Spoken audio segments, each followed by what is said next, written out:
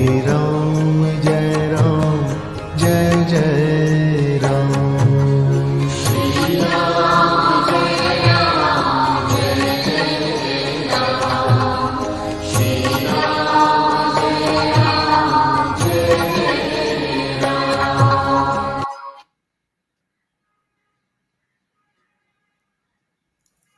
नमस्कार. शुका सारिखे पूर्ण वैराग्य जाचे, वशिष्ठा परी ज्ञान योगेश्वराचे, कवी वाल्मिका सारिखा मान्य ऐसा, नमस्कार माझा सद्गुरु रामदासा. जय जय रघुवीर समर्थ. मन हेची राम जनी मेघ श्याम, देही आत्मा राम पाहे डोळा, पाहुनिया डोळा स्वरूपी मुरावे, वाचेसी असावे राम नाम. जय जय रघुवीर समर्थ. काल आपण बघितलं की शिष्य आणि सद्गुरू यांच्यामध्ये बोलणं झालं आणि सद्गुरू जायला निघाले. आता हे सद्गुरू जायला निघाले त्यावेळेला त्यांच्यामध्ये जो संवाद झाला होता तेव्हा ते असं झालं होतं, तो शिष्य म्हणे जी दिधले, स्वामी म्हणती पद लाधले, आता तू आपुले काही मानू नको श्रीराम. अशा तऱ्हेने त्यांनी सांगितलं की शिष्यही त्यांना मोठ्या अभिमानाने म्हणाला होता की तुम्ही म्हणाला होतात ना की तुम्हाला काय जे नाशिवंत आहे ते देऊन टाकायचंय, सगळं तुम्हाला देऊन टाकलं. ते म्हणजे हो ना, तू मला दिलंस, आता मी तुला देऊन टाकतो. तुला आढळ पद हवंय ना, ते आढळ पद मी तुला दिलं. आता हे सगळं बोलाचीच कढी बोलाचाच भात, जेवोनी या तृप्त कोण झाला. हे शिष्याच्या लक्षात आलं की आपल्याला आपले सद्गुरू म्हणाले खरं, पण काहीच आपल्याला मिळालं नाही. आता शिष्याला काहीच मिळालं नाही याची कुठेतरी जाणीव त्याला झाली. गुरु शिष्याची नेहमी परीक्षा पाहत असतात. जर शिष्य किंवा साधक नम्र असेल, श्रद्धावान असेल, त्याच्या हे लक्षात आलं की सद्गुरूंना नक्की काय म्हणायचं आहे, ह्या सगळ्या गोष्टी कळल्यानंतर या शिष्याच्या डोक्यामध्ये प्रकाश पडला की अरे आत्ता आपल्याला तर काहीच मिळालेलं नाही, आणि काहीच मिळालेलं नसताना सुद्धा आपल्याला सद्गुरू म्हणले की मी दिलं ना तुला. आता हे मी तर दिलं असं जरी स्वामी म्हणले आणि ते आज्ञा घेऊन बाहेर निघाले सुद्धा जायला. आता ह्याच्यामध्ये समर्थ असं सांगतात की शिष्याची वृत्ती जोपर्यंत बाहेर धावणारी असते तोपर्यंत त्याला सद्गुरूची गरज असते. शिष्य एकदा का अंतर्मुख झाला की त्याला ते दृश्याचं जे प्रेम असतं ते त्याचं सुटतं आणि हृदयस्थ परमेश्वराकडून त्याला त्याचं मार्गदर्शन व्हायला सुरुवात होते. पण मुळामध्ये अंतर्मुख होण्यासाठी तरी सद्गुरूंची आवश्यकता असतेच ना. मग आता हे जर अंतर्मुख होण्यासाठी सद्गुरूंची आवश्यकता असते तर तेही होणं महत्वाचं आहे. कारण ज्याला ब्रह्म अनुभव येतो तो स्वतः मुक्तच असतो, पूर्ण काम असतो, आणि आत्माराम हे ब्रह्मनिरूपण आहे. त्यामुळे ब्रह्मानुभूती ज्याला आलेली असते त्याला काहीच मिळवायचं बाकी राहिलेलं नसतं. सद्गुरूंनी जरी सांगितलं की जे नाशिवंत आहे ते तू मला देऊन टाक, तर त्यांना कशाचीच अपेक्षा नसते. पण या नाशिवंत गोष्टींमध्ये हे माझा शिष्य रमलेला आहे, त्याला त्यातनं बाहेर काढायचं आहे, म्हणून ते सांगतात ते सगळं तू मला देऊन टाक. आणि शिष्याला सुद्धा अमंगल वासनांचा किंवा अहंकाराचा त्याग करावा लागतो. नाशिवंत सर्व सोडून द्यावं याचा अर्थ काय समर्थ सांगतात.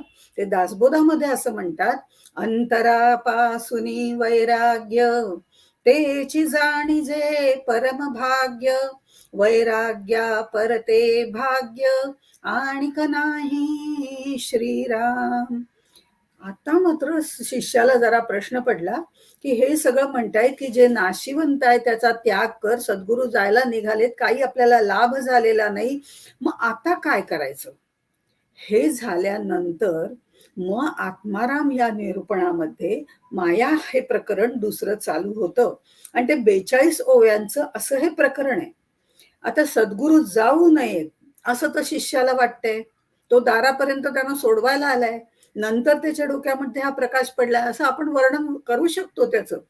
आता हे आनंदाचं उगमस्थान असणारे सद्गुरू चाललेत, ते स्वतः परब्रह्म स्वरूप आहेत आणि तरी सुद्धा यांनी काहीतरी सांगितल्याशिवाय आपल्याला काही कळणार नाही.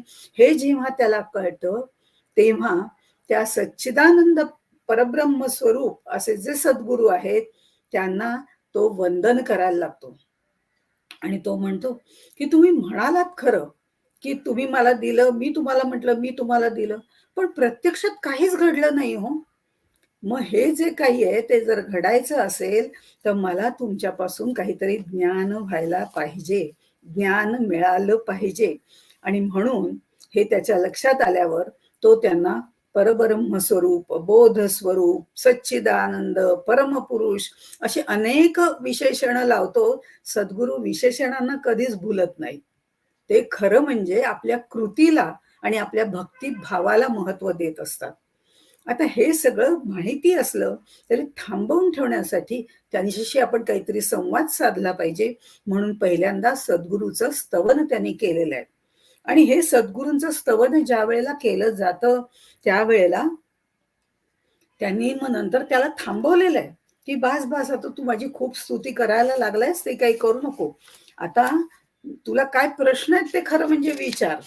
खरं तर माया निरूपण समासामध्ये मायेचा अभ्यास आपल्याला करायचा आहे. हे दुसरं प्रकरण आहे, माया निरूपण. तर त्याच्यात मायेचा अभ्यास करायचा आहे. मायेच्या मध्ये म्हणजे माया हाच विषय मुळामध्ये परमार्थामध्ये खूप श्रेष्ठ आहे, त्याला महत्व आहे. त्याचं कारण असं आहे, आपल्याला जे जग दिसतं, आपल्याला जे दुसऱ्यांची शरीरं दिसतात, त्यांचे निरनिराळे स्वभाव आपल्याला समजतात, अनुभवता येतात, एकमेकांशी नातं निर्माण होतं, हे सगळे मायेचे परिणाम आहेत. हे आपल्या लक्षात यायला पाहिजे. पण ही माया त्या परब्रह्मावर अवलंबून आहे आणि हे सगळे जे आहेत नाती गोती भाव भावना या सगळ्या भ्रम आहेत. हे आपण पहिले 5 भ्रम बघितले होते, त्याच्यामध्ये ते सांगितलेलं आहे.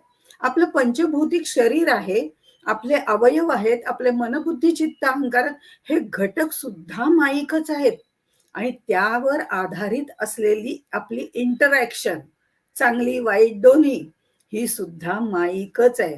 त्याच्यासाठी आपण भगवान बुद्धांचं उदाहरण पाहिलं होतं.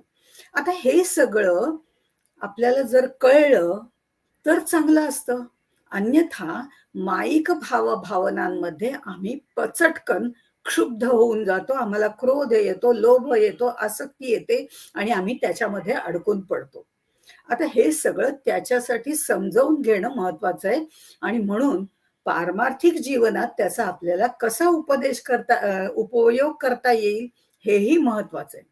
कारण समर्थ रामदासांनी जे जे ग्रंथ लिहिलेले आहेत ते फक्त ग्रंथ लिहायचे म्हणून लिहिले नाही, तत्वज्ञान सांगायचं म्हणून लिहिलेलं नाही, त्यासाठी ते लिहिलेले आहेतच, पण तरी सुद्धा त्याचं आपल्या जीवनामध्ये उपयोजन कसं करता येईल हे महत्वाचं आहे. हे सांगण्याचा त्यांचा उद्देश आहे, कारण प्रपंच आणि परमार्थाची सांगड घालणं आपल्याला अत्यंत आवश्यक आहे. इथे आपण बघतो की ही जी माया आहे ती महत्वाची आहे असं आपण म्हणतो, पण अद्वैत तत्वज्ञानामध्ये माया नाहीच आहे, या नास्ती सा माया. पण माया ही संकल्पना शंकराचार्यांसारखे, आद्य शंकराचार्यांसारखे थोर पुरुष, ज्ञानी पुरुष, ते अद्वैत तत्वज्ञान मांडताना माया ही एक कल्पना ब्रह्म परिपूर्णरित्या उलगडण्यासाठी वापरतात. ती नाहीच आहे असंच ते सांगतात. पण ती नाहीच आहे तरी सुद्धा तिला समजावून घेणं म्हणजे तो भ्रम दूर करणं हे आपल्याला महत्वाचं आहे. आणि त्या दृष्टिकोनातनं हा समाज समर्थांनी आपल्याला सांगितलेला आहे. आता शिष्यानी त्यांचं वर्णन केलेलं आहे, त्यांचं स्तवन केलेलं आहे, हे आपण सगळं जरी बघितलं तरी सुद्धा नंतर आमचा जो आनंद आहे तो दृश्य गोष्टींवर अवलंबून आहे, पण सद्गुरूंचा आनंद त्यांच्या आतून येतोय. ते एवढे कसे आनंदी राहू शकतात? आमचा आनंद हा अल्पानंद का ठरतो, थोड्या काळापुरता टिकणारा? सद्गुरू जे आनंद देतात तो शाश्वत आनंद असतो. ते आपल्याला निज बोध करून देतात, आत्मबोध करून देतात. त्याची अनुभूती आपली आपणच घ्यायची असते, पण तो मार्ग ते आपल्याला दाखवतात. कारण सद्गुरू हे दुसरं तिसरं कोणी नसून परब्रह्माचं शबल रूप आहेत. अशा पद्धतीने शिष्यानी सुद्धा त्यांचं वर्णन केलेलं आहे. आणि मग शिष्य त्यांना असं म्हणतो, अनंत ब्रह्मांडा ऐसी ढिसाळे, मायेने रचली विशाळे, ते तुमचे कृपेचे निबळे, विरती स्वानंद डोही श्रीराम. नामरूप धारण करून आलेलं हे आमच्या करता परिपूर्णरित्या असलेलं पण नामरूप शरीर धारण करून आलेलं हे सद्गुरु तत्व आहे. आणि त्या सद्गुरु तत्वाला शिष्यानी हे प्रश्न विचारलेला आहे. शिष्य त्यांना म्हणतो की मायेचं हे दृश्य अदृश्य जे काही स्वरूप आहे, मायेने जे दृश्य स्वरूप घेतलेलं आहे, अदृश्य भावभावनांचं स्वरूप घेतलेलं आहे, त्याने ही जी अनंत विश्व निर्माण केलेली आहे, त्या मायेच्या सहयोगाने ती सगळी खरं म्हणजे मातीच्या ढेकळासारखी आहे. मातीचं ढेकूळ म्हटलेलं आहे. ते कसं असतं, पटकन पाण्यात टाकलं की विरघळून जातं.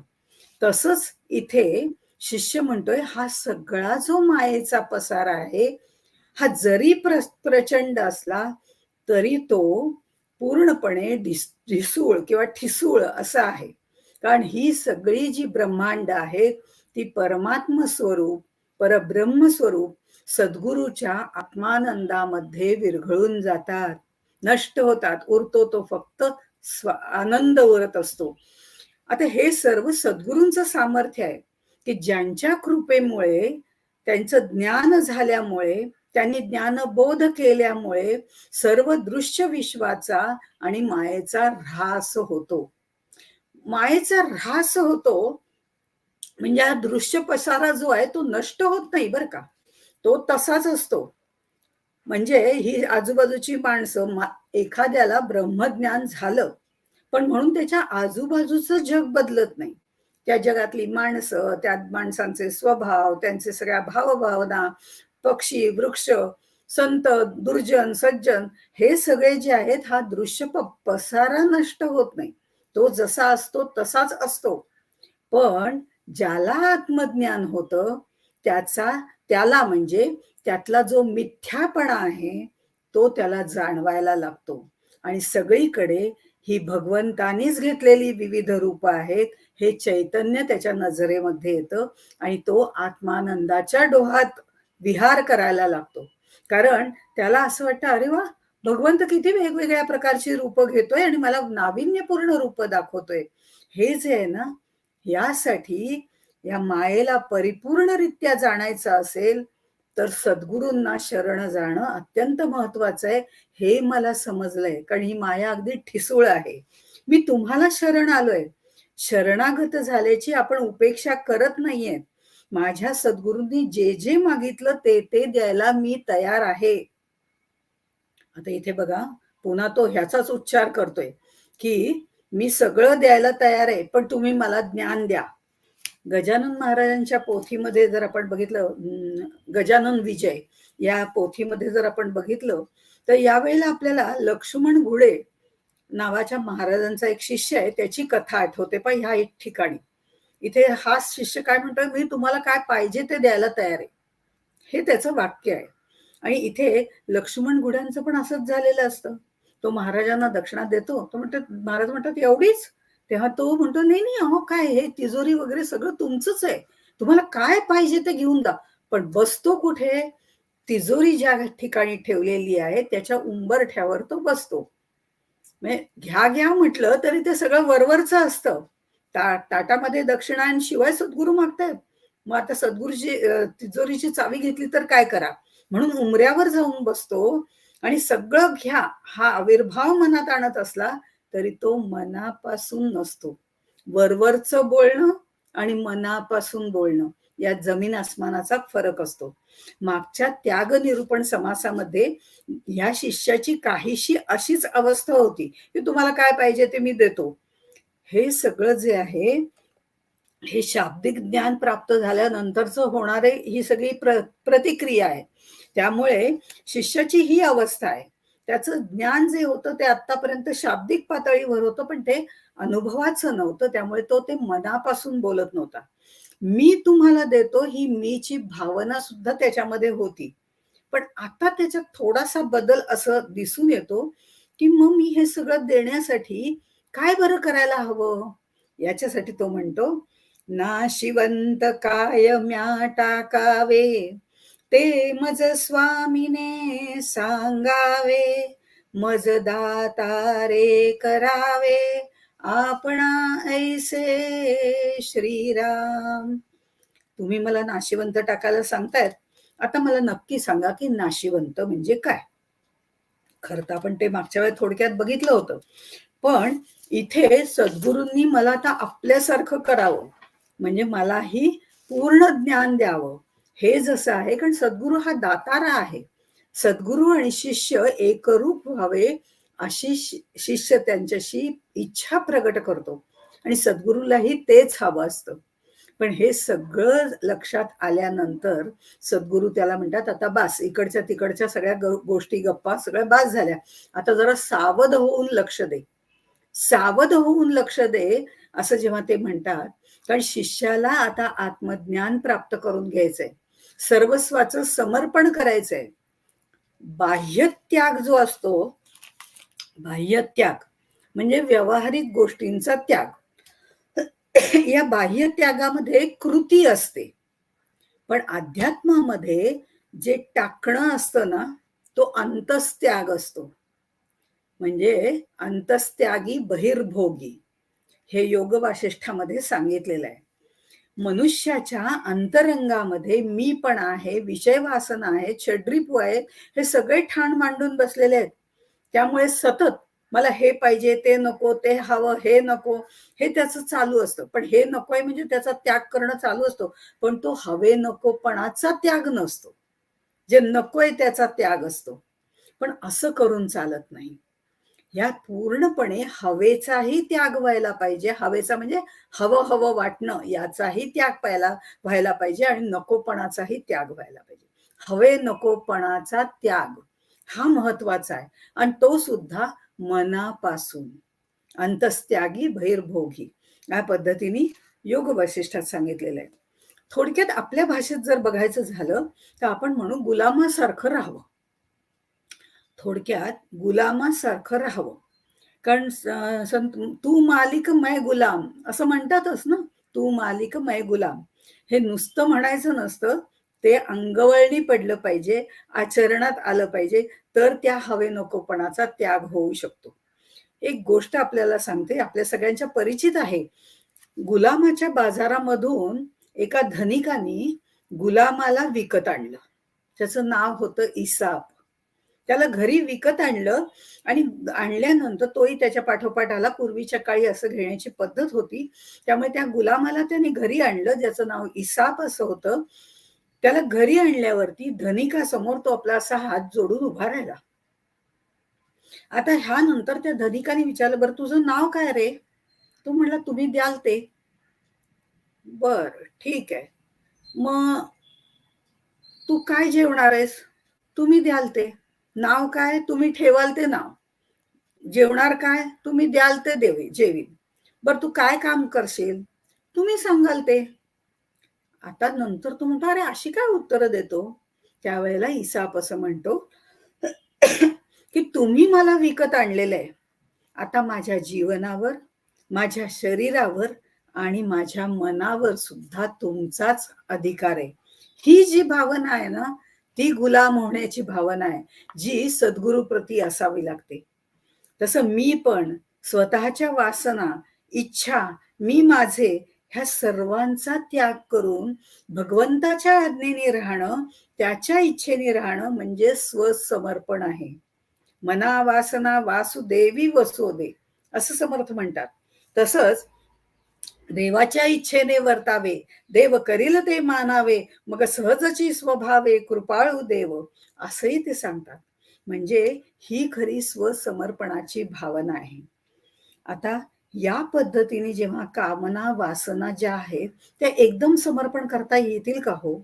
अवघड आहे. आम्ही इतक्या आसक्तीत बुडलेलो आहोत. त्यामुळे या सगळ्या वासना, कामना, भावना, इच्छा ह्या सगळ्या परमेश्वराकडे वळवायच्या आहेत. सुरुवातीला त्या वळवाव्या लागतात. त्याच्यासाठी आचरण करणारा निग्रह करावा लागतो. आणि मग ह्या एकदा का भगवंताशी त्या दिशेने वळल्या की हळूहळू या पुढच्या गोष्टी सद्गुरु कृपेने साध्य होतात. मग आता हे सगळं सांगितल्यानंतर समर्थ त्याला म्हणतात की हे जे आहे ना, हे याप्रमाणे आपल्याला हळूहळू आपलं मन भगवंताकडे आधी वळवावं लागतं. आणि मग आपल्याला या सगळ्यातनं संग निसंगातीत होता येतं. आपल्याला त्याचं गुलाम होता येतं. आपल्याला दास्य भक्ती करता येते. खूप अवघड आहे दास्य भक्ती सुद्धा. हनुमंतानी केलेली आहे, समर्थांनी केलेली आहे. पण मग ती कशी करता येणार? एकदम जर जमत नाही, मग प्रॅक्टिकल काय? मी जे म्हणते की सांगणं खूप सोपं असतं, आचरणात आणणं खूप अवघड असतं. पण हे सांगितल्यानंतर आचरणात आणण्यासाठी एकदम होत नाही. दह्याचं विरजण एकदम लागतच नाही. ते हळूहळू लागतं, ती प्रक्रिया व्हावी लागते. तशाच पद्धतीने समर्थ त्याला एक दृष्टांत देतात. ते असं म्हणतात, अग्नी संगे लोहो पिटे, तेणे तयाचा मळ तुटे, मग परिसेसी झगडता पालटे, लोखंड पण तयाचे श्रीराम. आता हा समर्थांनी दृष्टांत दिलेला आहे. त्यामुळे हा दृष्टांत देताना लोखंड परिसाला स्पर्श केला लोखंडाने की त्याचं आपोआप सोन्यामध्ये रूपांतर होतं, सुवर्णात रूपांतर होतं. असा तो परिस असतो. परिस हाही एक प्रकारचा दगड आहे. पण मग म्हणून उद्या आम्हाला परिस मिळाला, आम्ही इकडे आमच्या खिडकीच्या ह्याला समजा लोखंड असेल तर त्याला लावलं तर लगेच होईल का हो? नाही. त्या लोखंड सुद्धा ते जे आहे ते शुद्ध असावं लागतं. त्याच्यावर इतका गंज चढलेला असेल बरेच वर्षांचं आणि आपण त्याला परिस लावला तर सोनं होत नाही. शुद्ध लोखंडाला जेव्हा लावलं जातं त्यावेळेला परिस होतो. त्याच्यावर हा गंज चढलेला उपयोगाचा नाही. हा गंज काढण्यासाठी आधी प्रक्रिया करावी लागते. लोखंडाला लाल होईपर्यंत तप्त करावं लागतं. मग घणाचा घाव घालून हातोड्यानी त्याला मारावा लागतो. तो सगळा गंज आहे तो काढावा लागतो. ते एकदा घासून पुसून स्वच्छ झालं की मग परिसस्पर्श केला की त्याचं सोनं होतं. आपलं जे मूळ स्वरूप आहे ते तेवढंच शुद्ध आहे. आपलं जे मूळ स्वरूप आहे जन्माला येतो त्यावेळेचं शुद्ध स्वरूप, अगदी बालरूपातलं सुद्धा ते शुद्ध स्वरूप आहे. पण त्या ईश्वराला विसरल्यामुळे, त्याच्यापासून आपण दूर झाल्यामुळे आपल्याला जीवात्मा असं म्हटलं जातं. ते आत्मस्वरूप आहे. त्याच्यावरती मळ, गंज सगळं चढायला लागतं. आणि हे सगळे जे चढायला लागतात त्या मायेमध्ये गुरफटल्यामुळे होतं. आणि मग त्या शुद्ध आत्म्याला हळूहळू जीवपणा यायला लागतो. लहानपणी मूल सुद्धा म्हणायला लागतं. आधी त्याला काही समजत नसतं. ते कोणाकडेही बघून हसतं, आपल्या आनंदात असतं, पाय वर करत असतं, मुठी तोंडात घालत असतं. आपल्याला ते दृश्य बघायला खूप आवडतं. कारण तिथे परब्रह्म असतं. तिथे कुठलीही भावना नसते, भावभावना नाही. तो आपल्या आपल्या आत्मानंदात असतो. हळूहळू तो मायेमध्ये येतो आणि दुपट्यात बांधल्यानंतर असं मी म्हटलं होतं त्यावेळेला. पण त्याच्यानंतर आम्हीच त्याला शिकवतो. कोण आहे? मी राजू आहे. आला इथे मी. म्हणजे प्रत्यक्षात ती सगळी प्रक्रिया सुरू होते आणि मी कोण आहे हा मी सुरू होतो आणि तो भगवंतापासून दूर होतो. मग हा जो आत्मतत्वाला जीवपणा येतो आणि जीवपण म्हणजे मीपण. मी पण म्हणजे अज्ञान, आणि अज्ञानामुळे विकार, अहंकार, षड्रिपू, वासना या सगळ्यांचा मळ, माझं तुझं, या सगळ्याचा मळ त्याच्यावरती साठायला लागतो. हा सगळा मळ काढण्यासाठी वैराग्याच्या आगीमध्ये तप्त करावं लागतं. त्यावरती आत्मानात्म विवेकाचे घाव घालावे लागतात. सगळा मळ निघून गेल्यानंतर सद्गुरु कृपेचा परिसस्पर्श होतो आणि मग आनंद स्वरूप उजळून निघतो, यात शंका नाही. त्याच्यासाठी ते महत्वाचं आहे. सदा संगती सज्जनांची धरावी, कारण हे संत संग आल्याशिवाय आपल्याला सद्गुरु भेटत नाहीत ना, आणि आपल्यातली चित्तशुद्धी होत नाही, आपल्यातला मळ बाहेर पडत नाही. आणि हे सगळं समजावण्यासाठी तुला आधी माया म्हणजे काय हे कळायला पाहिजे. ती कळली तर तुला त्यातनं बाहेर पडता येईल. मग ते तू मायात गुंतणार नाहीस आणि तुला कुठलाही गंज चढणार नाही. हे स्वच्छ कसं करायचं याच्यापेक्षा त्याच्यात कसं गुंतायचं नाही हे आधी तुला सांगतो. म्हणून माया काय आहे, ती नाशिवंत कशी आहे, ते मी टाकायला का सांगतो, हे सगळं मी तुला आता सांगणार आहे. हा देहाभिमान आपण मागच्या वेळेला त्याग निरूपणामध्ये बघितला होता. देहाभिमान वगैरे 8 प्रकारचे अभिमान आपण पाहिले होते. आता समर्थ त्याला असं सांगतायत, म्हणून नाशिवंत ती तुका मळ, तुवा त्यजावा अमंगळ, तो गेलिया केवळ, आहेस बापा श्रीराम. तूच केवळ, तो गेलिया तूच केवळ आहेस बापा. बस हा एकदा मळ काढून टाक, मग तू शुद्धच आहेस ना. किती एका वाक्यात आपण सांगून मोकळं होतो की नाही, काही घाबरायचं कारण नाही. हे एकदा सगळं काढून टाक, तू शुद्धच झालाय, तू आत्मस्वरूपच झालायस. पण नाशिवंत म्हणजे आपल्यावर असलेलं काय आहे, कोणता मळ आपल्यावर साठलेला आहे, तर मल विक्षेप आणि आवरण हे त्याग करायला इथे सांगितलेलं आहे. एकदा का मल विक्षेप आवरण दूर झालं की आपलं शुद्ध स्वरूप आपल्याला दिसायला लागतं. मग हे मल विक्षेप आवरण म्हणजे काय आहे? मल म्हणजे वासनांचा मल. आपण अगदी सोप्या शब्दात बघूया, कारण माझं असं म्हणणं आहे की आत्माराम हा समजला पाहिजे, कारण तो समर्थांचा हेतू आहे की आपल्या आयुष्यामध्ये आपण त्याचं उपयोजन कसं करू शकतो हे महत्वाचं आहे. आणि त्या दृष्टिकोनातनं आत्मारामाचा अभ्यास हवा. अन्यथा मलाची व्याख्या अमुक अमुक, मग संस्कृत मधली व्याख्या अमुक अमुक, मग त्याचे असे असे दृष्टांत दिलेत, हे सगळा म्हणजे पसारा जरूर त्याचा अभ्यास करावा. पण जेव्हा आपल्याला थोडक्यात काही गोष्टी सांगायच्या असतील त्यावेळेला आपल्याला प्रत्यक्ष काय ते सांगणं महत्वाचं आहे, आचरण कसं व्हायला पाहिजे हे महत्वाचं आहे. म्हणून इथे मल म्हणजे तरी काय हो, मल म्हणजे वासनांचा मल. आत्यंतिक प्रीती आम्ही करतो मुलाबाळांवर, आत्यंतिक द्वेषही आम्ही करतो काही अन्य लोकांचा, कपट बुद्धी ही सुद्धा आमच्यामध्ये असते, अहंकार तर आमच्या 5वीलाच पुजलेला असतो. अहंकार, काम, क्रोध हे सगळे विकार इतकंच नाही, ते उपासनेचा सुद्धा अहंकार आपल्याला निर्माण होतो, तोही त्याच्यामध्ये येतो. म्हणजे ह्या सगळ्या ज्या गोष्टी आहेत, वासना, विकार वगैरे, जे आता द्वेष, प्रीती, कपट, ह्याचं ज्या वेळेला आत्यंतिक होतं त्यावेळेला मात्र तो अति तिथे माती असं आपण जे म्हणतो. आपल्याकडे म्हणी पण खूप समर्पक आहेत खरं म्हणजे. पण हे जे अति होतं ना, प्रीती जरूर करावी, लव्ह विथ डिटॅचमेंट, प्रेम जरूर करावं, पण त्याच्या प्रगतीमध्ये अडथळा ठरू नये. प्रेम जरूर करावं, त्याच्यावरती लांबून प्रेम करावं, पण त्याचं त्याला करू द्यावं, जे कार्य करायचं ते त्याला सपोर्ट द्यावा. पण ते कार्य तू नको मीच करते असं म्हणून करू नये. असं जर आईने मुलींच्या बाबतीत केलं, राहू दे राहू दे, तुला आता ऑफिसला जायचं ना, मीच करते, हे जरूर करावं कधीतरी प्रेमाखातर, अडचणीच्या वेळी. पण नाही, या ठराविक गोष्टी तुला आल्याच पाहिजेत, कारण याच्यानंतर उद्या तुला जर संसारात पडायचं असेल तर या दोन्ही गोष्टींचं सांगड तुला घालता आली पाहिजे. हे आईनीच मुलीला सांगावं लागतं. नुसती प्रीती उपयोगाची नाही, कर्मयुक्त प्रीती हवी, भक्तियुक्त प्रीती हवी, ती महत्वाची आहे. आणि म्हणून या सगळ्या ज्या गोष्टी आहेत त्याचा अतिरेक होऊ नये. जेव्हा ते अतिरेक होतात तेव्हा ते तमोगुणात येतात. आणि मल हा तमोगुणात्मकच आहे. त्यामुळे त्याचा सगळा निचरा होणं जास्त गरजेचं आहे. षड्रिपूंचा निचरा होणं गरजेचं आहे.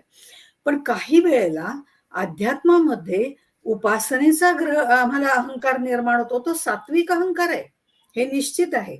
पण कारण सत्वगुणापर्यंत पोहोचलोय, पण मी एवढा जप केला, मी एवढी उपासना करते, इतकंच कशाला? अगदी साधू झालेले आहेत. खरं म्हणजे ते साधू कसे म्हणायचे हाही प्रश्न आहे. ज्यांनी 6 धुतलेत तो साधू आहे. पण त्या साधूंना मठाचा सुद्धा अहंकार असतो. हा जो अहंकार आहे किंवा सिद्धींचा अहंकार आहे, हे सगळे तमोगुणात्मकच येतात.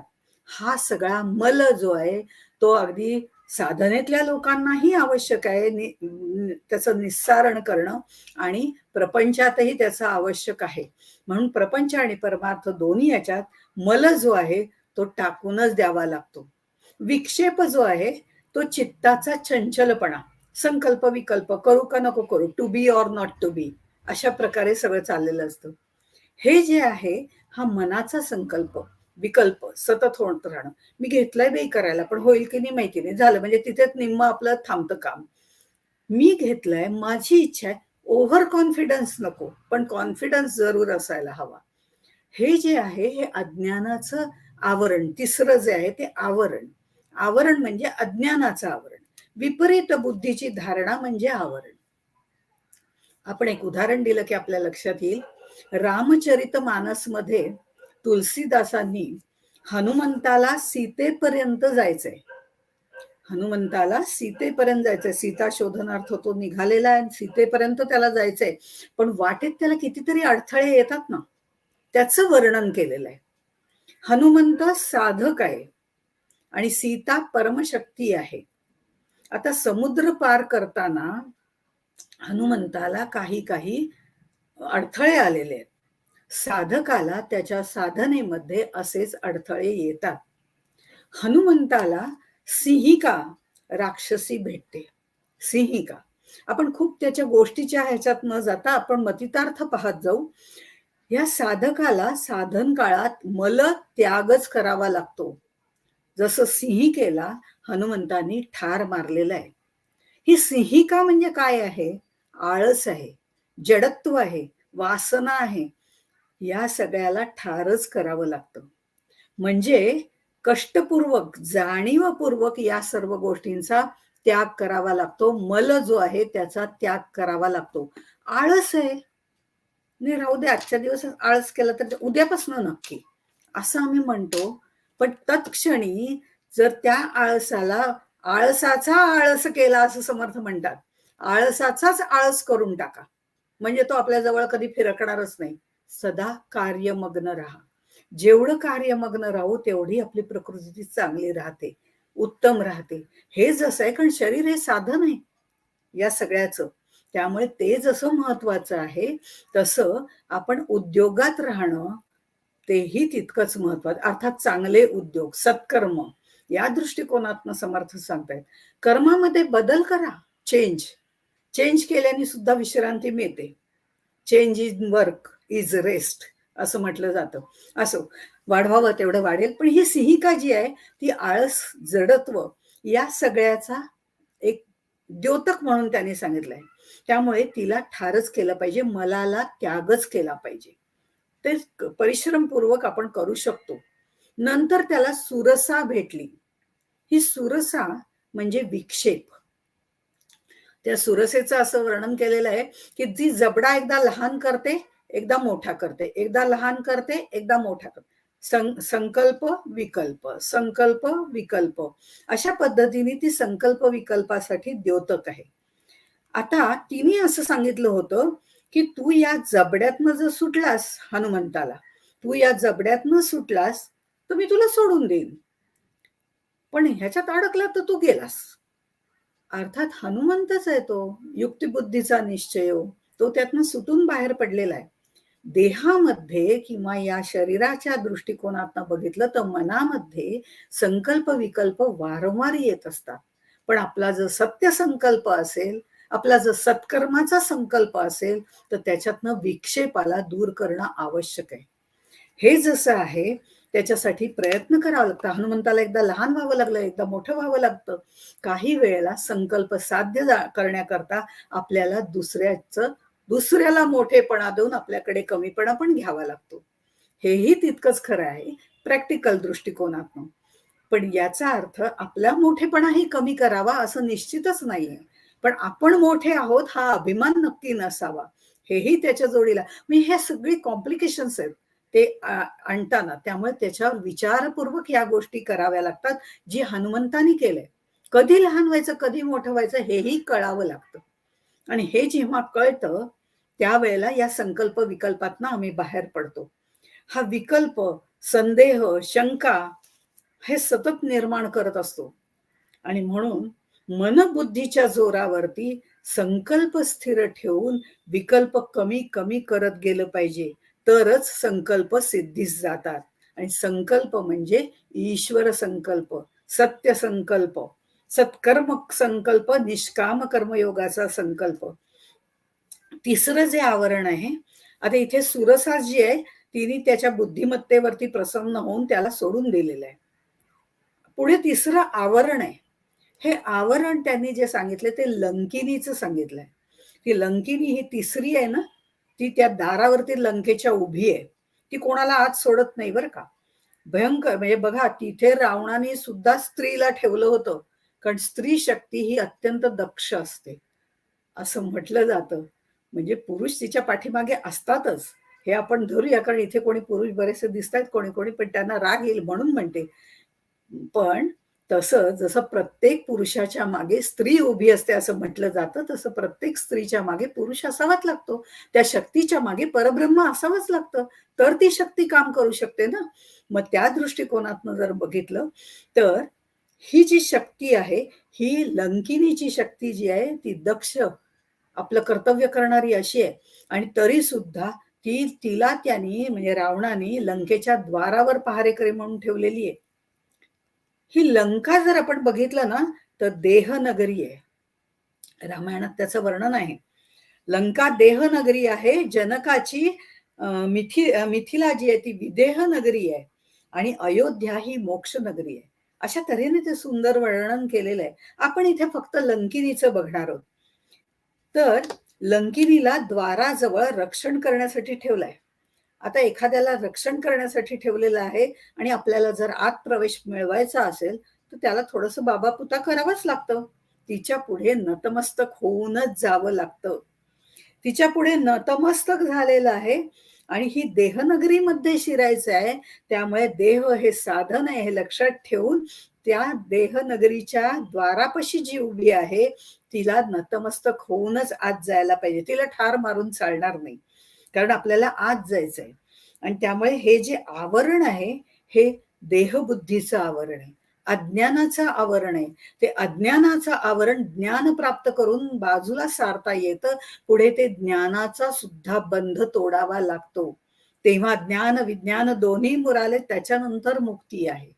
म्हणून तेही तितकंच महत्वाचं आहे. असं हे आवरण आहे. ही तिन्ही मल विक्षेप आवरणासाठी त्यांनी उदाहरणं फार सुंदर दिलेली आहेत. आणि इथे मलविक्षेप आवरण हे त्याग केल्यानंतर आत्म्याचं शुद्ध स्वरूप जे आहे तेच तिथे निर्माण होतं असं सद्गुरू त्यांच्या शिष्याला सांगतात. आत्तापर्यंत मी तुला जे जे त्याग करायला सांगितलं ना तो सगळा मायेचा खेळ आहे रे. कारण शिष्यावरती ते पुत्रवत प्रेम करतात, म्हणून त्याला प्राण सखया वगैरे असं पण त्यांनी म्हटलेलं आहे. अगदी जवळचा माझा शिष्य हा त्यांचा मुलगाच असतो ना. आणि म्हणून ते पुढे या सगळ्याचं वर्णन करताना असं सांगतात, अहम ऐसे जे स्फुरण तेची मायेचे लक्षण, तेथे माये पासून त्रिगुण, गुणापासून भूते श्रीराम. मगाशी मी म्हटलं आत्माराम हे ब्रह्मनिरूपण आहे, तरीही मायेचं मिथ्यापण समजावून दिल्याशिवाय ब्रह्म कळत नाही. शिष्याला ब्रह्म आणि आत्मा हे दोन्ही एकरूपच वाटतात, पण त्या दोघांचं ऐक्य होणं महत्वाचं आहे. खरं तर ब्रह्म आणि आत्मा म्हणजे शुद्ध स्वरूपातला आत्मा हा नक्कीच एक आहे, ऐक्यच आहे त्यांचं. पण जीवात्मा आहे त्याचं नाही ना. त्याला शिवात्मापर्यंत जावं लागतं. आणि म्हणून इथे ते सांगतायत, सिद्धांत सांगण्यापूर्वी पूर्वपक्ष सांगावा लागतो. आणि ब्रह्म समजायचा असेल तर त्याचा पूर्व पक्ष माया निरूपण आहे. म्हणून तुला आधी माया काय ते सांगायला हवं, म्हणजे तुला तुझी चूक काय होते ते कळेल. आणि ती चूक लक्षात यावी हे समर्थांना कळल्यामुळे ते मायेचं वर्णन करायला सुरुवात करतात. मा धातूपासून माया हा शब्द निर्माण झालाय. मा म्हणजे नाही, या नास्ती सा माया, म्हणजे जी नाही आहे तीच माया. मा म्हणजे मर्यादा घालणं, मोजमाप करणं. निर्गुण परमात्म्याला शांत बसवणारी, सीमित करणारी, मर्यादा घालणारी जी आहे आणि सगुण बनवणारी आहे ती माया. मी आहे हे त्याचं पहिलं स्फुरण आहे. थोडस अस्पष्ट असं भान आहे, ते म्हणजे मूळ माया आहे. त्याबद्दल आपण वाणीची निर्मिती आणि परब्रह्माची निर्मिती हे आपण पाहिलं होतं. आता याच्यामध्ये शरीर साधन आहे, ते नीट राहण्यासाठी हे मनामध्ये आपल्या लक्षात ठेवायला पाहिजे. जरी हे माईक असलं तरी त्याची योग्य ती काळजी घ्यावीच लागते, कारण या शरीरामार्फतच आपण तिथपर्यंत जाणार आहोत. पण ते शुद्ध स्वरूपाचं असायला हवं, त्यातलं आत्मतत्व सुद्धा तेवढंच सुरेख असायला हवं. ह्या सगळ्या ह्याच्यामध्ये मी आहे हे जे पहिलं स्फुरण आहे परब्रह्माचं, अहम एकोहम, हे जे स्फुरण आहे, ती अहमची जाणीव अत्यंत आवश्यक आहे. पण ती वाढली की त्याची अहंता होते, अहंकार होतो आणि दर्पामध्ये त्याचं रूपांतर होतं. या 3 गोष्टींची आवश्यकता नाही. मग आता या ह्याच्यामध्ये ही जी माया आहे, म्हणजे मूळ माया जी आहे, जे स्पंदन आहे, ते तेवढं शुद्ध स्वरूपाचं असतं. हे पुढे नंतर ते व्यापक व्हायला लागतं, त्यातनं आणखीन काही गोष्टी निर्माण होतात. त्या मूळ मायेपासून त्रिगुणात्मक माया निर्माण होते, सत्वरजतम निर्माण होतात. सृष्टी निर्मितीसाठी ते आवश्यक असतात. ते त्रिगुण जागृत होतात, त्या त्रिगुणांची पुढे गुणक्षोभिणी होते, ती माया होते. म्हणजे मायेमध्ये सुद्धा किती वेगवेगळे प्रकार आहेत. थोडा उल्लेख आपण त्याग निरूपणाच्या सुरुवातीला केला होता. मन, बुद्धी, अहंकार निर्माण होतात, पंचभूतांच्या तन्मात्रा आहेत, अशी ही सगळी अष्टधा प्रकृती निर्माण होते. आणि मग तन्मात्रांचं रूपांतर पंचमहाभूतांमध्ये पंचीकरणामुळे होतं. पृथ्वी, आप, तेज, वायू, आकाश. हळूहळू सगळा स्थूलाकडचा सगळा प्रवास त्यांनी सांगितला, तो विस्तार सांगितला. ब्रह्मांड कशी निर्माण झाली, सृष्टी कशी निर्माण झाली हे सांगितलं. आणि हे सांगून पुन्हा त्याच्यामध्ये ही शक्ती शिवासहित कशी काम करते, तर अस्ति भाती प्रिय या परब्रह्माच्या गुणांसह नाम आणि रूप हे त्याच्याबरोबर येतं. अणुपासून ब्रह्मांडापर्यंत ही जोडी सतत सगळ्या बरोबर असते. असं सगळ्या गोष्टी समर्थांनी याच्यामध्ये थोडक्या थोडक्या ह्याच्यात सूत्र रूपाने सांगितलेले आहेत. पण ते जे बीज आहे, सगळ्याचं बीज जे आहे ते सत आहे. ते अव्यक्तपणे सर्वांमध्ये वास करत असतं. छांदोग्यामध्ये एक कथा सांगतात, श्वेतकेतू आणि अरुणीची कथा सांगतात. अरुणी श्वेतकेतूला एक मोठं घंगाळ आणायला सांगतात, त्याच्यात पाणी भरायला सांगतात. आणि मग श्वेतकेतूला म्हणतात की थोडे मिठाचे खडे आण आणि ते त्याच्यात टाक. मिठाचेच खडे आहेत ना, टाकलेस ना बरोबर, ठीक आहे म्हणले, घंगाळ ठेवून दे. दोघंही झोपून जातात. आणि दुसऱ्या दिवशी सकाळी उठल्यावर ते म्हणतात, अरे जरा ते मिठाचे खडे आणून दे बरं. मिठाचे खडे? अहो ते तर विरघळले त्याच्यामध्ये, आता कसे देणार? अरे पण मीठ होतं ना त्याच्यात, गेलं कुठे?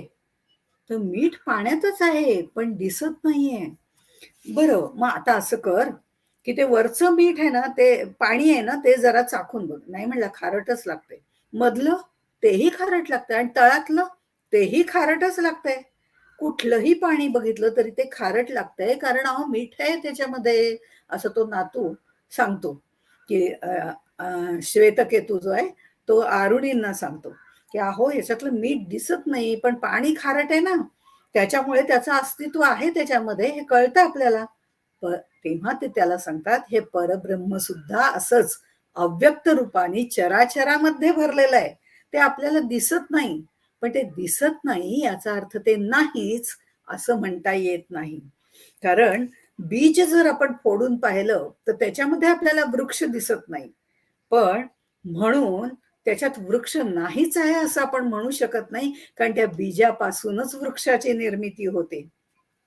आपण बोलतो, कर्म करतो, आपल्यात अस्तित्व आहे, याच्या अर्थी आपल्यामध्ये सुद्धा तो स्थित आहे. अशा प्रकारे सृष्टीची पूर्ण उत्पत्ती त्यांनी सांगितली.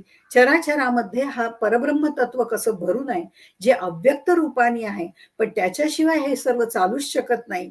या सगळ्या गोष्टी त्यांनी थोडक्यामध्ये सांगितल्या आणि पुढे ते असं म्हणतात, एक माया दो ठाई वाटली, प्रकृती आणि पुरुष झाली, जैसी दो दिवसांची बोली, एकची परवा श्रीराम. आता ही जी मूळ माया निर्माण झाली ना, मुळात हे एकच तत्व आहे, ते दोन वेगवेगळे नाहीच आहेत.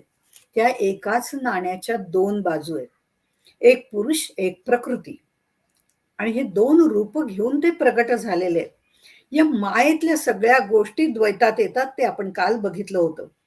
दृश्य आहे, अदृश्य आहे, व्यक्त आहे, अव्यक्त आहे, ह्या सगळ्यांचं एकत्रीकरण तिथे झालेलं आहे. आपल्याला साखर दिसते, पण खाल्ल्याशिवाय आणि अनुभव घेतल्याशिवाय त्याची गोडी समजत नाही. अव्यक्त परब्रह्माला जाणण्यासाठी सुद्धा त्याची अनुभूती घ्यावी लागते, ती गरज असते. पण त्याच्यापर्यंत जाण्यासाठी सुद्धा आम्हाला मायेची गरज असते. हेही तितकंच महत्वाचं आहे, कारण माया ही कार्य करते, पण ती परब्रह्माच्या जोरावर कार्य करते. परब्रह्माशिवाय माया कार्य करू शकत नाही आणि परब्रह्म तिच्याशिवाय व्यक्त होऊ शकत नाही. दोघं एकमेकात मिसळलेली आहेत, दोघांनाही एकमेकाची गरज आहे, त्याशिवाय ते प्रगट होऊ शकत नाही परब्रह्म. पण इथे समर्थाने एक वेगळाच छान दृष्टांत दिलाय, की जैसी दो दिवसांची बोली एकची परवा. आता परवा त्यांनी अगदी व्यवहारातली उदाहरणं दिलेली आहेत, की आपल्याला पटकन समजेल असं. परवा हा शब्द आहे. आता परवाचा अर्थ काय होतो, तर साधं विचार, परवा परवा म्हणजे काय, कालच्या आधीचा दिवस किंवा उद्याच्या नंतरचा दिवस, दोन्ही होऊ शकतात ना. परवा हा शब्द दोन्ही गोष्टी दर्शवतो. आता ह्या परवाला तसं काही अस्तित्व नाहीये, मायेला अस्तित्व नाही, पण त्याच्या मागे जर क्रियापद लावलं तर अर्थासकट तो प्रकट होतो. त्याच्या मागे जर क्रियापद लावलं तर, मी म्हटलं परवा मी गेले होते, म्हणजे कालच्या आधीचा जो दिवस आहे त्या वेळेला मी गेले होते. आणि मी जर म्हटलं की परवा मी जाणार आहे, म्हणजे क्रियापदावरनं त्या परवाचा अर्थ आपल्याला कळतो की उद्याच्या नंतरचा जो दिवस आहे तेव्हा मी जाणार आहे. तशी ही माया दो ठिकाणी विभागली, दोन अर्थाने ती प्रकट होते. ती मूळ माया आहे तेव्हा त्याचं स्पंदन आहे त्याच्याच आत आहे. माझं स्पंदन माझ्या आतच असणार आहे, ते बाहेर जाणार नाही. ते आतच आहे, म्हणजे ती त्याच्याशी एकरूप आहे, ती मूळ माया आहे. एकाच नाण्याच्या दोन बाजू आहेत, ती मूळ माया आहे. पण बाकीच्या ज्या माया सांगितल्यात, गुणक्षोभिणी वगैरे, ह्या सगळ्या त्याच्यामधला फरक आणि याच्यामधला फरक शिष्याच्या लक्षात यायला हवं. या दृष्टिकोनातनं त्यांनी सांगितलंय, ही माया दो ठाई वाटली, म्हणजे पुरुष प्रकृती अशीही तिची दोन रूप आहेत. ब्रह्ममाया असंही त्याला म्हटलं जातं. अद्वैत तत्वज्ञानामध्ये ब्रह्ममाया म्हटलं जातं, अद्वैत तत्वज्ञानामध्ये किंवा शांभव तत्वज्ञानामध्ये पुरुष प्रकृती म्हटलं जातं. त्या दोन्ही ह्याच्यात तत्वज्ञानात फरक असला, मांडणीमध्ये फरक आहे. शंकराचार्यांना अनुसरूनच ज्ञानदेवांनी अमृतानुभव सांगितलेला आहे, त्यामुळे तो थोडा फरक आहे, तो मांडणीचा फरक आहे. एकात ब्रह्ममाया म्हटलंय, एकात प्रकृती पुरुष म्हटलंय. आपण त्या फरकाच्या मध्ये जाणार नाही आहोत, कारण ते अमृतानुभवामध्ये सांगणं जास्त इष्ट ठरतं. असो, तर जीव शिव ईश्वर हा सुद्धा मायेचाच विस्तार आहे. देहाला धारण करणारा, मायेने बद्ध असणारा असा जो आहे तो जीव आहे. खरं जर पाहिलं तर जीव शिव ईश्वर वेगळे आहेत का? नाही हो, ते त्याचीच रूप आहेत. पण आम्ही एकाला जीव म्हणतो, एकाला ईश्वर म्हणतो आणि एकाला आत्मतत्व म्हणतो किंवा परब्रह्म म्हणतो. म्हणजे जो देहाला धारण करतो, सीमित आहे, मायेने बद्ध झालेला आहे, त्याला आम्ही जीव म्हणतो. विश्वाला जो धारण करतो त्याच्यावर जो ईशन करतो त्याला ईश्वर असं म्हणतो, शिव असं म्हणतो, शिवात्मा, ईशन करणारा, शिव ईश्वर असंही म्हणतो, विश्वंभर म्हणतो. आता हे सगळे जे आहेत ते सगळे मायेमध्येच येणारे आहेत, ते वेगळे कोणी नाही आहेत. ब्रह्मा विष्णू महेश हे जरी आपण म्हटलं तर त्यांना उत्पत्ती स्थिती लय हे कार्य करायला दिलेलं आहे, पण त्यांनाही अंत आहे, त्यामुळे तेही मायेमध्येच येतात. आता हे असं आहे, मग यांच्यात फरक काय आहे? परब्रह्म त्यापेक्षा वेगळं काय आहे? असं जर आपण म्हटलं तर जीव हा अल्पज्ञ आहे, ईश्वर हा सर्वज्ञ आहे, त्याला सगळीकडचं सगळं कळतं. पण ब्रह्म ज्ञानरूप आहे. जीव हा कर्ता आहे, ईश्वर करविता आहे. जीवाने लाख ठरवलं की मी आज याव करणार आहे, मी उद्या त्याव करणार आहे, होईलच असं नाही. पण परमेश्वराची इच्छा असेल तर ते कसंही होईल. म्हणजे जीव करता आहे, पण ईश्वर करविता आहे आणि ब्रह्म अकर्ता आहे. तो फक्त शक्ती पुरवायचं काम करतो. जीव जो आहे तो साकार आहे, ईश्वर जो आहे तो निर्गुण साकार आहे. खरं तर तो मुळात निर्गुण आहे, चराचरात भरलेला आहे असं आपण आता म्हटलं. ईश्वर जो आहे ब्रह्मांडामध्ये ठिकठिकाणी भरलेला आहे, सगळ्यावरती ईशन करणारा आहे. पण त्याला ईशन करण्याची शक्ती देणार आहे ते परब्रह्म आहे ना. तर त्यामुळे तो निर्गुण आहे पण साकार आहे. ब्रह्मा विष्णू महेश यांना शक्ती पुरवलेली आहे, पण ती शक्ती त्यांनी कार्यान्वयित करायची हे सगळं जरी खरं असलं म्हणून त्यात ते साकार आहेत. कारण आम्ही म्हणतो ब्रह्मा अमुक करतो, विष्णू तमुक करतो, महेश म्हणजे ब्रह्मा विष्णू महेश उत्पत्ती स्थिती लय करतात असं आम्ही म्हणतो. म्हणजे ते कार्य करतात, म्हणजे ते कोणीतरी आहेत, हे त्यांचं साकार रूप आहे. पण मुळात ते शक्ती रूप आहेत, म्हणजे निर्गुण साकार आहेत. आणि ब्रह्म निर्गुण निराकार आहे. आता जीव जो आहे तो सुखी आणि दुःखी असतो, ईश्वर या सगळ्याला साक्षी असतो. पण ब्रह्म सुखरूप असतं, त्याला सुख नाही दुःख नाही, सुखरूप असतो, त्याला आनंद दुःख नाहीये, तो सुखरूप आहे. अशा पद्धतीने त्या तिघांमध्ये फरक सांगितलेला आहे. मग हे सगळं जीव शिव ईश्वर जे आहे ते सगळे मायेच्या प्रांतात येतं, पण ब्रह्म मायातीत आहे. हे समजावून देण्याकरता या गोष्टी सांगितल्यात. आणि ते सांगताना ते असं म्हणतात, माया ज्ञाता ज्ञेय ज्ञान, माया ध्याता ध्येय ध्यान. मायेमध्ये त्रिपुटी आहे, कारण मायेमध्ये द्वैत आहे. जिथे द्वैत आहे तिथे त्रिपुटी असते. जाणणारा तो ज्ञाता, ज्याला जाणायचे तो ज्ञेय, आणि ज्याचा संयोग होऊन जे प्राप्त होते ते ज्ञान, अशी व्याख्या केली जाते. आता ध्यान करणारा तो ध्याता, ज्याचे ध्यान करायचे तो ध्येय, आणि होणारी क्रिया म्हणजे ध्यान. ध्याता, ध्येय आणि ध्यान अशी त्रिपुटी आहे. ह्या सगळ्या ज्या आहेत ह्या मायेमध्ये येणार आहेत. पण जेव्हा माया सद्विद्येमध्ये असते तेव्हा ती भगवत चिंतन करते, लोककल्याण करते. माया अविद्येमध्ये असते तर ती देहबुद्धी वाढवते, विपरीत कर्म करते. हे तू लक्षात ठेव, कारण हे सगळं तुला 21 समासीमध्ये सांगितलेलं आहे असं समर्थ म्हणतात. हे सांगितल्यानंतर अहंकार गेला नाही म्हणून मी हे सांगतोय, तर ते पुन्हा रिपीट करायची आवश्यकता नाही, कारण हे सगळं तुला माहिती आहे. म्हणून आत्माराम हा संक्षिप्त सांगितलेला आहे, थोडक्यात सांगितलेला आहे, सूत्र रूपाने सांगितलेला आहे. समर्थ मनाच्या श्लोकामध्ये म्हणतात, स्फुरे विषयी कल्पना ते अविद्या. जिथे विषय देहभावना देहबुद्धी वाढते ती अविद्या आहे. स्फुरे विषयी कल्पना ते अविद्या, स्फुरे ब्रह्म रे जाण माया सुविद्या. पण जिथे ब्रह्माचं स्फुरण व्हायला लागतं त्या परब्रह्माकडे जाण्याची ओढ निर्माण होते, ती सुविद्या आहे. मग आता सद्विद्येकडे जायचं का अविद्येकडे जायचं, हे तुझं तुला ठरवायचंय. हे तुझं तू ठरव. आणि सद्विद्येकडे नेणारं सुद्धा मनच आहे जे तुझ्या आत आहे, आणि अविद्येकडे नेणारं सुद्धा मनच आहे जे तुझ्यातच आहे. म्हणजे ते मनच तुझ्याकडे आहे. म्हणून माया म्हणजे दुसरं तिसरं काही नाही, मनतेची माया असं म्हटलं जातं. बंधनात अडकवणारी पण माया आहे आणि बंधनातनं सोडवून जाणारी सुद्धा मायाच आहे. अशा तऱ्हेने ते मायेचं वर्णन करतात. समर्थ मायेला कुठेही वाईट म्हणत नाहीत, किंबहुना मायेचा गौरवच करतात. हे त्यांचं विशेषत्व आहे.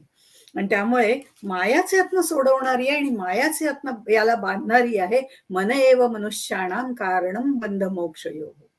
देह स्वैर सोडला तर तो नरकाचं द्वार आहे, पण संयमात ठेवला तर तो स्वर्गाचं दार आहे, आणि ते सुद्धा याची देही याची डोळा.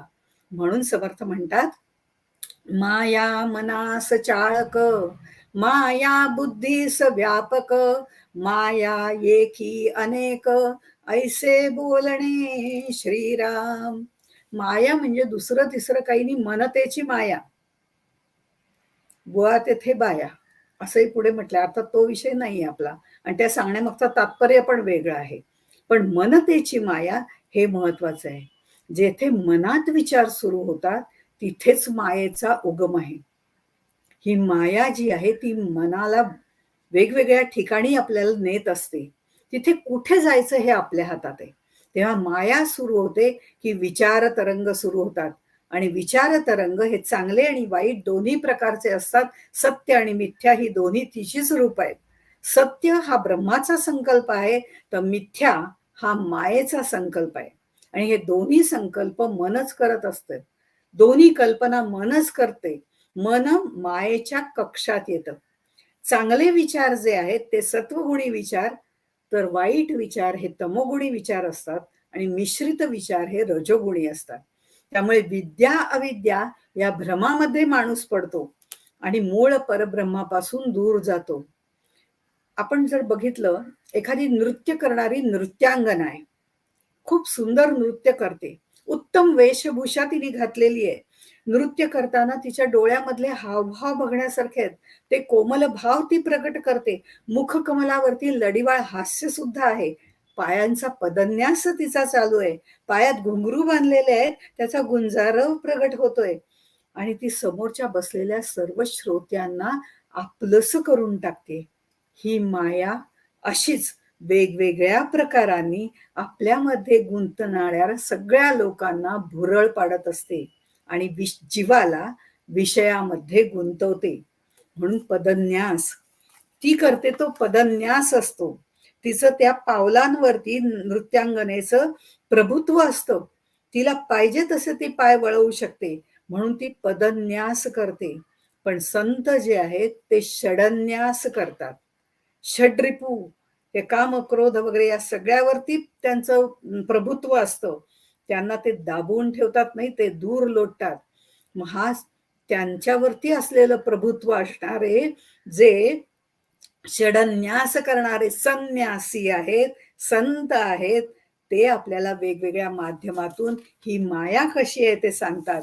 आणि त्या मायेच्याकडे कसं जायचं, त्याच्याकडे कसं वळायचं, त्यातली कोणती माया आपल्याला उपकारार्थ आहे किंवा आपल्याला आवश्यक आहे, जी आपल्याला परब्रह्माकडे नेणार आहे, याचं ज्ञान करून ते देतात. म्हणून संतांची संगती असली की मन बरोबर सद्विद्येकडेच जातं, आणि दुर्जनांची संगती असली तर अविद्येच्या विषयात रमतं. कुठे जायचंय हे मनाने ठरवायचंय, आणि त्या मनाला वळवण्याचं काम त्या जीवानी करायचंय. आणि त्या सगळ्यामध्ये आत्मतत्व मात्र साक्षी रूपाने राहतं. फक्त ते शक्ती पुरवठं, कुठे जायचंय तुला, इकडे जायचंय का तिकडे जायचंय. मनुष्याच्या जीवनातल्या सगळ्या हालचाली ज्या आहेत त्या मायेच्याच शक्तीने होतात. देहाची चालना जी आहे ती मायाच आहे. वेगवेगळेपणाची जी जाणीव आहे ती सुद्धा मायाच आहे. काय घ्यायचं, काय टाकायचं, काय चांगलं, काय वाईट, या हे सगळ्या गोष्टी जाणीवेला कळतात. आणि तिच्या जाणीवेमुळेच आपण बोलू शकतो, बघू शकतो. म्हणून जाणीव म्हणजे विष्णू असंही म्हटलेलं आहे. थोडक्यात माया ही परब्रह्माची शक्ती आहे. त्याच्यामुळे ती त्याच्याप्रमाणेच अमूर्त आहे, अनंत आहे, सुप्त आहे, त्याच्यातच आहे. ती एकदा जागृत झाली की कार्याला लागते. तिच्यामुळे हे विश्व दृश्य स्वरूपामध्ये आपल्याला दिसतं. शक्ती स्वरूपाने परमात्मा अनेक गोष्टींमध्ये, अनेकपणामध्ये या विश्वामध्ये विलास करतो. माया त्याला अनेक गुण रूप देत राहते, अनेक घाडामोडी करते. घडणे आणि मोडणे, घाडामोडी करणारी ती माया असते. आणि मग हे घडणे म्हणजे निर्माण करणे, आणि मोडणे म्हणजे नाश करणे. निर्माण करणं आणि नाश करणं दोन्ही मायेचीच कार्य आहेत. मायेच्या सहाय्याने परब्रह्मापर्यंत पोचायचंय, म्हणून समर्थांनी मायेचा आदर केलेला आहे. आत्मारामामध्ये सुद्धा हे ब्रह्मनिरूपण आहे, पण मायेचा आदर केलेला आहे. आपण मायेच्या आहारी गेलो तर आपण फसतो, पण मायेमध्ये फसून जातो.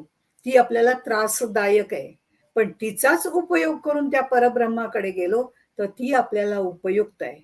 ती आपल्याला कशी उपयुक्त आहे हे आपण उद्या पाहणार आहोत. तोपर्यंत या मायेचं रूप आपण समजावून घेऊ आणि मग ह्या मायेमध्ये शिरताना ती कशी उपयुक्त आहे, तिला आपल्या ताब्यात कशी ठेवता येईल, हे सगळं जे आहे ते आपण उद्याच्या ह्याच्यात बघू. तोपर्यंत इथेच थांबू. जय जय रघुवीर समर्थ. श्री राम जय जय